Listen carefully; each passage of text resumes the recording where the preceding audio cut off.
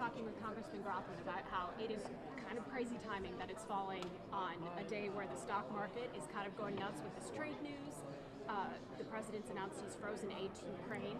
What does the president need to say tonight to reassure the American people that there is a logic here, that there is a through line to what he's got planned? Sure. Well, I think it's amazing what we've seen in just a little over a month of this presidency. I think whether you agree with him or not, and I love what he's doing, but whether you agree with him or not, this is one of the most consequential presidents I think we've seen since perhaps FDR. And you're seeing a political realignment with President Trump at the top of that we haven't seen in a long, long time. But I think what we're seeing in the first 6 weeks or so of the administration is the president delivering on the promises that he made to the American people. And then we in Congress, who received that same mandate, are following up with the first step just occurred in the House, a budget resolution that will lead to a bill that will continue to deliver on those promises. We're going to secure the American border, or the southern border. We're going to deliver on energizing, developing American energy, ensuring energy dominance. We're going to ensure that our military is prepared for any situation that will come, that will happen across the world, and then we're going to ensure that we deliver on the promise of extending the TCJA to ensure that middle-income Americans, American families, and small business do not see what would be the largest increase, tax increase in history, and this would be important to grow our economy and to ensure that Americans keep more of their dollars in their pockets. This morning, the CEO of Target said they can expect price increases in the next couple of days. That's a problem for Americans and wanting to keep their hard-earned money. What does the president need to do to make sure that doesn't happen? Well, listen, we've seen massive price increases, this inflation that has been in existence for the past 2 years due to the disastrous policies of the Biden administration. It'll take some time to work through that and ensure that that stops and that prices come down.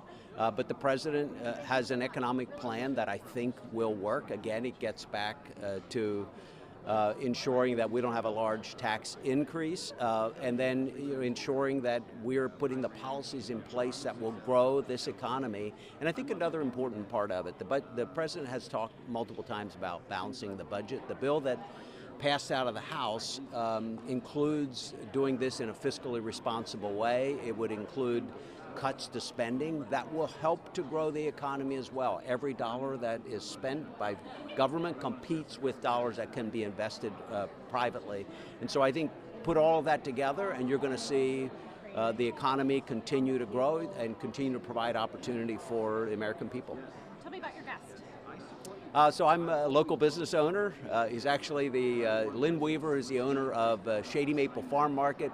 Everyone in my district recognizes Shady Maple Farm Market. It's probably the largest smorgasbord in the country, and in fact, people from around the country have told me about Shady Maple Farm Market. They come to Lancaster County for that. So he's just very interested in what we're doing, and I'm happy to give him the opportunity to be in the gallery tonight. I've been to Lancaster County. Have you? Yeah. Any fresh food? Yes. Okay. I'm putting the dots together. Right. Good yeah. choice. Good choice. Okay. I'll be quick. One more. Strategy on Ukraine. Big news there. Freezing aid. Do you think that's a good idea?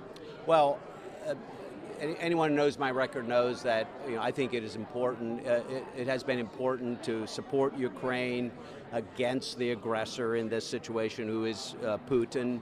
But we also, the president has promised the American people that this war would stop.